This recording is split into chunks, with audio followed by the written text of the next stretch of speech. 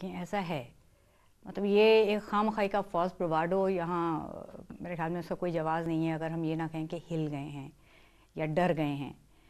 لیکن یہ میرے خیال میں کوئی ایسی غیر متوقع بات بھی نہیں ہے. اتنا بڑا واقعہ، آپ ایک خاص طور پہ کسی ایسے شخص کو مارنا جیسے سبین تھی جس نے کسی کو کوئی نقصان نہیں پہنچایا کبھی، جس نے ہمیشہ لوگوں کا فائدہ ہی کیا، چاہے کاؤنٹر نیریٹو ہو، چاہے اس کی سوچ متبادل ہو، لیکن اس سے کسی کو نقصان نہیں پہنچ رہا تھا. تو اس کے بعد متبادل سوچ بھی تو نقصان دہ ہو سکتی ہے. متبادل سوچ میرے خیال میں نقصان دہ ان لوگوں کے لیے یقیناً جو ڈومیننٹ ایک نیریٹو ہے، شاید ان لوگوں کو خطرہ اس سے محسوس ہوتا ہو، لیکن وہ اتنے مختلف ڈائریکشنز میں کام کر رہی تھی اور اتنے مختلف لوگوں کے ساتھ کام کر رہی تھی کہ میرا نہیں خیال کہ اس سے ایک دم سے کوئی آپ یہ کہیں کہ جی وہ سوسائٹی میں کلیپس آ جانا تھا. سبین کی مذمت تو، قتل کی مذمت تو ہو رہی ہے، مطلب انگلش میڈیا میں کھل کے ہو رہی ہے، اردو میڈیا میں کسی اور طرح سے، لیکن اب اس مذمت کو بلوچستان کے ایشو سے الگ کر کے کالم لکھے جا رہے ہیں، ایڈیٹوریل لکھے جا رہے ہیں. کم از کم اتنی احتیاط تو اس واقعے نے انجیکٹ کر ہی دی ہے سوسائٹی میں. برا مت مانے، لیکن میرے لیے تو جو افسوس کی ناک والی بات ہے، بٹ یہ تو 10 منٹ 15 منٹ کا کام ہے کہ اس کے بعد ایک انڈسٹری بن جاتی ہے. سبین going to be an industry ہے.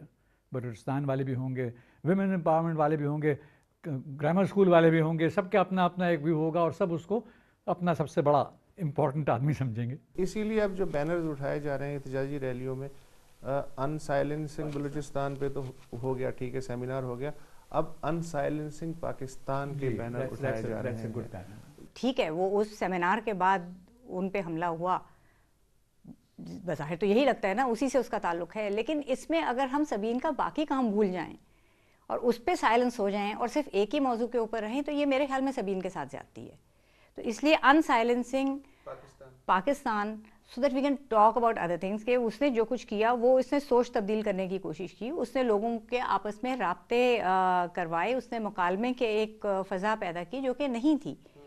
تو یہ میرے خیال میں بہت بڑی ایک کنٹریبیوشن ہے اور وہ اس نے واقعی لوگوں کو ان سائلنس کرنے کے لیے ایک پلیٹ فارم دیا تھا. اوور آل جب بھی اس طرح کے واقعات ہوتے ہیں جس میں کہ آواز اٹھانے کی ضرورت ہوتی ہے، تو سیاسی جماعتیں جن کے پاس اسٹریٹ پاور ہے، جن کے پاس وسائل ہیں، جن کے پاس بات آگے پہنچانے کے ذرائع ہیں، وہ لا تعلق رہتی ہیں اور ان کو صرف رسمی بیانات دے کے خانہ پوری کرتی ہیں.